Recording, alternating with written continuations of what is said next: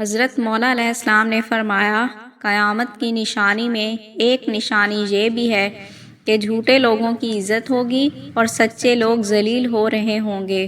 چیزوں کی اہمیت نہیں ہوتی، وہ کبھی نہ کبھی مل ہی جاتی ہیں۔ صرف انسان ہے جس کا کوئی نعم البدل نہیں ہوتا اور وہ دوبارہ کبھی نہیں ملتے۔ کسی کی اچھائی کا اتنا بھی فائدہ مت اٹھاؤ کہ وہ برا بننے کے لیے مجبور ہو جائے۔ برا ہمیشہ وہی بنتا ہے جو اچھا بن کر ٹوٹ چکا ہو۔ اپنے جسم کو ضرورت سے زیادہ نہ سنوارو، اسے تو مٹی میں مل جانا ہے۔ سنوارنا ہے تو اپنی روح کو سنوارو، کیونکہ اسے اللہ تعالیٰ کے پاس جانا ہے۔ مولا علی فرماتے ہیں، جو شخص اپنی تکلیف کو 3 دن تک لوگوں سے پوشیدہ رکھے اور اپنی تکلیف کی شکایت صرف اپنے اللہ سے کرے تو اللہ پر اس کا حق یہ ہے کہ اسے تندرستی دے۔ جب خواہشات اللہ کی رضا کے لیے چھوڑ دی جائیں تب دعائیں فوراً قبول ہوتی ہیں۔ عمریں گزر جاتی ہیں مگر لفظوں کے گھاؤ نہیں بھرتے۔ شوق کی عمر میں صبر کرنا سیکھ لیا۔ ہر شخص ویسا نہیں ہوتا جیسا ہم سوچ لیتے ہیں۔ صبر، خاموشی اور لا تعلقی بہترین انتقام ہے۔ جو اتر جائے دل سے پھر کیا ہیرا کیا خاک، ملے تو شکر کرو نہ ملے تو صبر۔ محبت لاکھ قیمتی سہی مگر عزت انمول ہوتی ہے۔ جب ذلیل ہو کر صبر آ جائے تو محبت بھی محبت نہیں لگتی۔ اللہ روٹھ جائے تو روح کی ٹہنیوں سے سکون کے پنچھی اڑ جاتے ہیں۔ اے میرے اللہ، جب میں نفس کے بہکاوے میں آ کر تاریک راہوں کی مسافر بننے لگوں تو اپنے نور کی روشنی سے مجھے راہ ہدایت دکھانا۔ سب سے خوبصورت رشتہ اور تعلق رب العالمین کے ساتھ، جس پر بھروسہ کبھی ہارنے نہیں دیتا، جس پر توکل کبھی غم میں مبتلا نہیں ہونے دیتا، جس سے امید کبھی مایوس نہیں ہونے دیتی، جس پر یقین خالی ہاتھ نہیں لوٹتا، جس پر ایمان کبھی بہکنے نہیں دیتا، جس کی طرف توجہ کبھی بھٹکنے نہیں دیتی، جس کا رب اس کا سب۔ ہم پوری زندگی اس انتظار میں گزار دیتے ہیں کہ ایک دن ہم اپنی من پسند زندگی جئیں گے، لیکن یہ بھول جاتے ہیں کہ زندگی وہی ہے، آج ہے، کل تو بس ایک خواب ہے جس کی کوئی تعبیر نہیں۔ کیا بنوں میں کسی اور جیسی جب اللہ نے بنائی نہیں کوئی مجھ جیسی۔ منتیں، مرادیں، خوشی، حاصل لا حاصل، ملنا بچھڑنا، سب کیفیات ایک وقت کے بعد بے معنی ہو جاتی ہیں۔ ایسا ہی ہے، اب کسی بھی بات، کسی بھی چیز سے فرق نہیں پڑتا۔ بعض اوقات منہ سے نکلی باتیں واقعی پوری ہو جایا کرتی ہیں، اور کچھ دعائیں بھی بھلے وہ دیکھنے میں کتنی ہی ناممکن نظر آتی ہوں۔ چیزیں جتنی ناممکن ہوتی ہیں اتنی ہی ممکن بھی تو ہوتی ہیں نا۔ مصر کی اس عورت سے غلطی ہوئی تو ایک جرم سرزد ہوا تھا، مگر اللہ نے اس کا پردہ رکھ لیا۔ اس کا فعل تو بتایا مگر نام نہیں، اور جس چیز کا پردہ اللہ رکھے وہ کھول نہیں سکتا۔ مگر ہم نے یوسف اور زلیخا کے قصے ممبر پر جا کر ایسے سنائے۔ ہم کیسے لوگ ہیں۔ یہ دنیا آواز سے بنی تھی جب اللہ نے کہا کن، اور یہ دنیا آواز سے ختم ہو گئی جب سور پھونکا جائے گا۔ آواز ہر خوف کی بنیاد ہے۔ انسان کو نیند سے کیا چیز جگاتی ہے؟ خوشبو، ذائقہ، کوئی منظر نہیں۔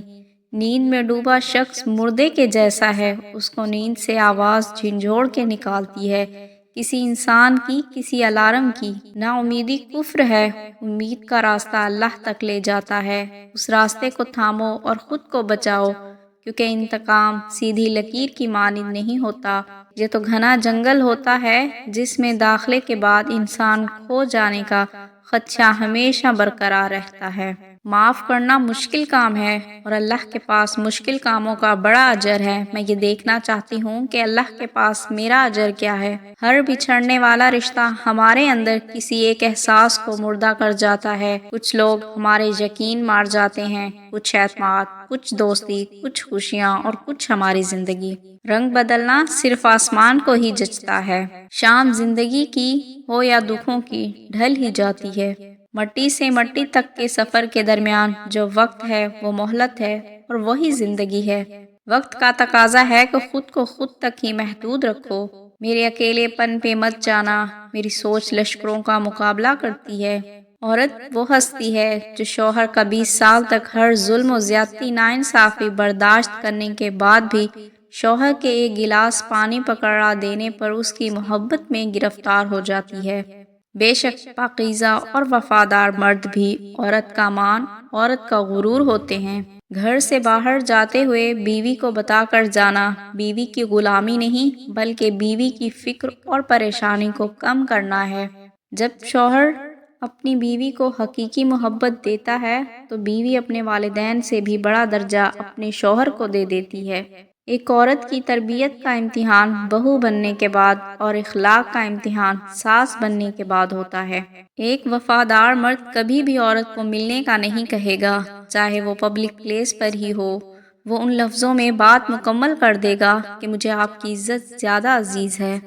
مرد کی وفا کا پتہ عورت کی بیماری میں لگتا ہے کہ کھوٹا سکہ ہے کھرا، اور عورت کی محبت بے روزگاری میں پتہ چلتی ہے کہ وہ کاغذی ساتھی ہے یا واقعی شریک حیات۔ وہ جو کہتے ہیں بیٹیوں سے بھی کوئی پوچھتا ہے، سنو بیٹی فاطمہ علی کا رشتہ آیا ہے، ہاں کر دوں؟ باپ کے بعد شوہر اللہ کی جانب سے عورت کے لیے چنا گیا مضبوط ترین سہارا ہے۔ لوگ کہتے ہیں پہلے سنبھل جاؤ پھر نکاح کرنا، لیکن میرا اللہ کہتا ہے تم نکاح کرو، تمہیں سنبھالنے کی ذمہ داری میری ہے۔ عورت کا چپ کر جانا اس کے زار و قطار رونے سے کہیں زیادہ پر اثر ہے۔ لفظ بد کردار جب بھی آتا ہے لوگوں کے ذہنوں میں عورت ہی آتی ہے، بس اتنے ہی تعلیم یافتہ اور اعلیٰ کردار ہوتے ہیں ہم۔ بنت حوا محتاط رہا کرے، ابن آدم اتنے فرما بردار ہیں کہ محبت بھی اپنی مرضی سے کرتے ہیں پر نکاح والدین کی مرضی سے ہی کرتے ہیں۔ کسی نے پوچھا برکت کس میں ہے؟ اللہ کے نبی نے فرمایا نکاح میں۔ عورت کھلونا نہیں ہے اور نہ ہی زحمت، وہ رب کریم کی بنائی ہوئی ایسی خوبصورت نعمت ہے جو موت کی گود میں جا کر زندگی کو جنم دیتی ہے۔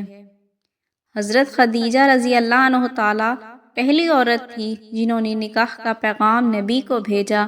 یوں اللہ نے ان کے ذریعے لڑکی کو خود اپنا خاوند پسند کرنے کی آزادی دی۔